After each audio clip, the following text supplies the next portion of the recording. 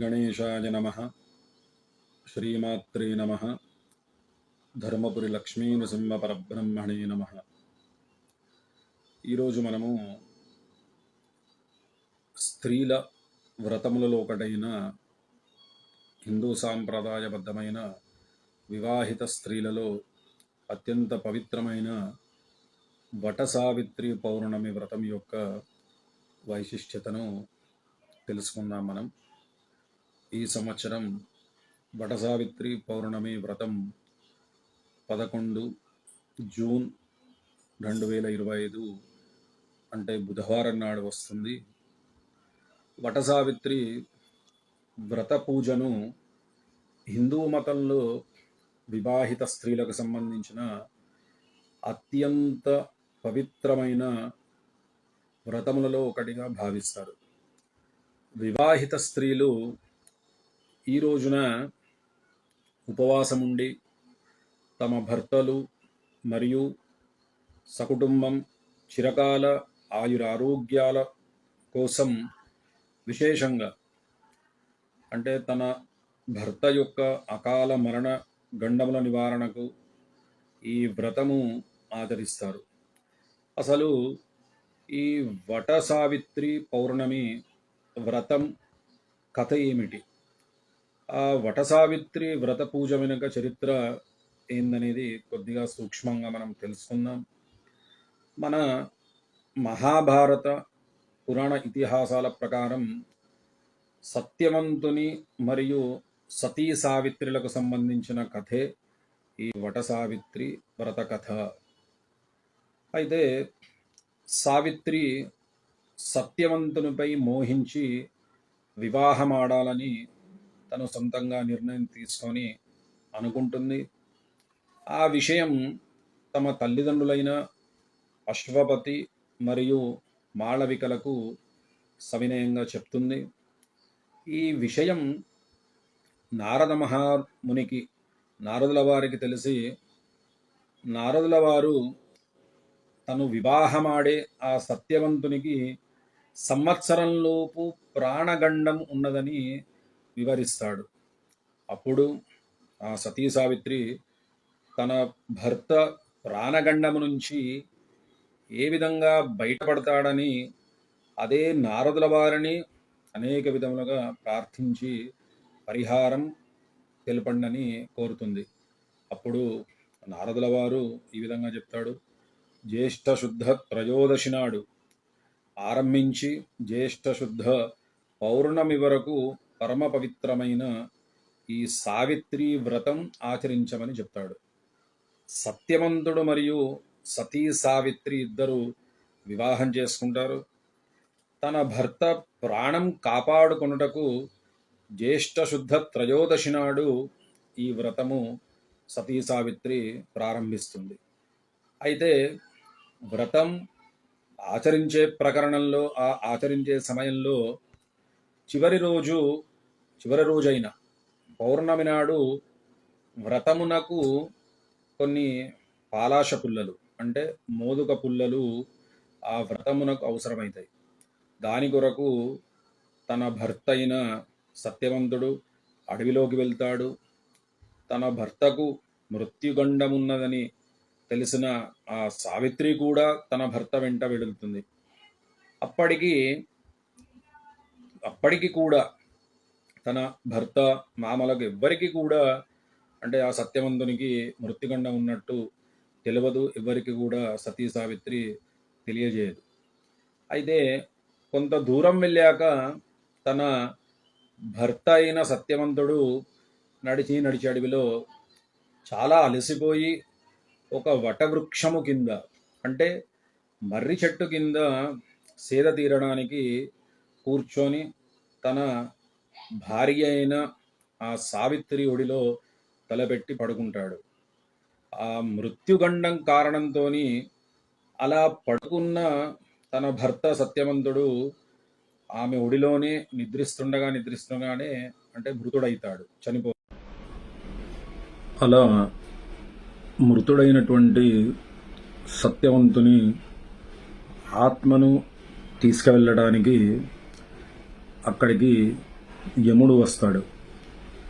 అయితే పరమ పవిత్రురాలైన సావిత్రి ఆ తేజస్సును చూసి మీకు ఏమి వరం కావాలో అని కోరుకో అంటాడు. కేవలం నీ భర్త ప్రాణము తప్ప ఏదైనా కూడా వరం అడిగితే ఇస్తానని తను చెప్తాడు. అప్పుడు మొదటగా అంధులైన తన అత్తమామలకు చూపు రావాలని వరం అడుగుతుంది. సరే అని వరం ఇస్తాడు. తరువాత వారి రాజ్యం అంటే వారి అత్తమామల యొక్క కోల్పోయిన రాజ్యం తిరిగి రావాలని మళ్ళీ కోరుకుంటుంది.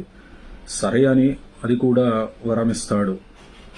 అదేవిధంగా ఆత్మను వెంట తీసుకువెళ్ళంగా విడవకుండా ఆ సావిత్రి యముని వెంటనే పోతూ ఉంటుంది. అది చూసి యముడు ఇంకా ఏం వరాలు కావాలమ్మా అని అడిగినప్పుడు నాకు 100 మంది పుత్రులు సంతానం అయ్యే యోగం, 100 మంది పుత్రులు పుట్టే యోగం కలిగించడని మళ్ళీ వరం అడుగుతుంది.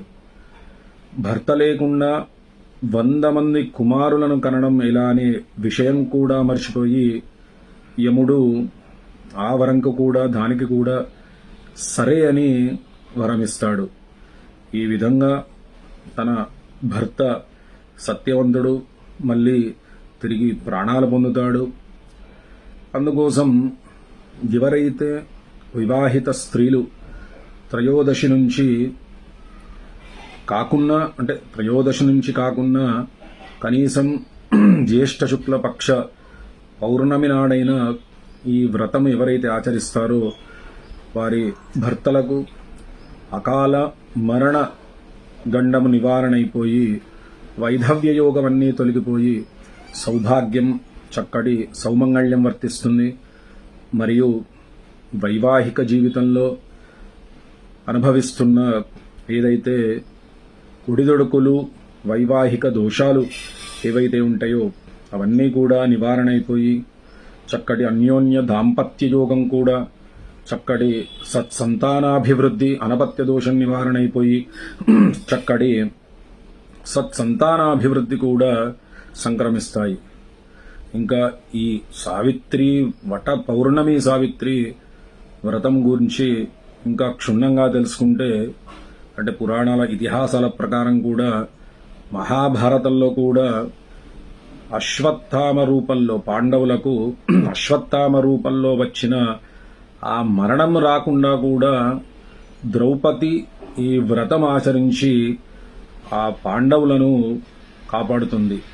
అంటే యుద్ధం అయిపోయిన తర్వాత కూడా అశ్వత్థామ రూపంలో వచ్చినప్పుడు అక్కడ పాండవులకు బదులుగా ఉప పాండవుల నుంచి వీరు ఆ రోజు రాత్రి నిద్రపోరు కాబట్టి ఆ సావిత్రి వ్రతం వల్లనే అక్కడ పాండవులు రక్షింపబడ్డారని ఒక పురాణ ఇతిహాసం మనకు చెప్తుంది.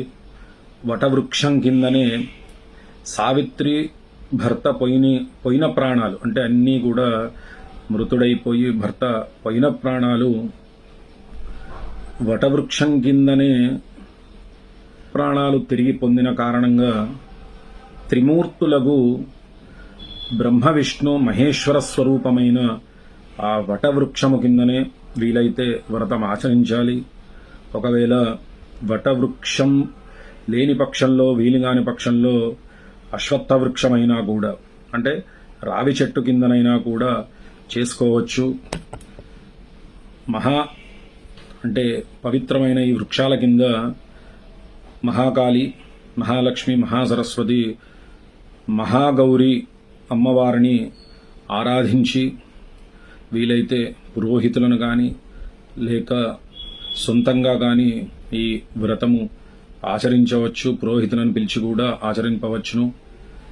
ఇక ఈ వ్రతము చేసే సాయంత్రం అంటే జ్యేష్ఠ శుద్ధ పౌర్ణమి నాడు ప్రదోషకాలంలో ఎవరైనా కూడా అవివాహితులైన వివాహితులైన ఉదక కుంభదానం అంటే చక్కటి నీళ్లతో నింపినటువంటి కుండలో సుగంధ ద్రవ్యాలన్నీ వేసి కూడా యాలకులు, లవంగాలు, జాపత్రి, బిల్ల, పసుపు కొమ్ము, పువ్వు ఇలాంటి సుగంధ ద్రవ్యాలన్నీ వేసి కూడా ఎవరికైనా బ్రాహ్మణికి దానమివ్వడం అత్యంత శ్రేయస్కరం, శ్రేష్టం.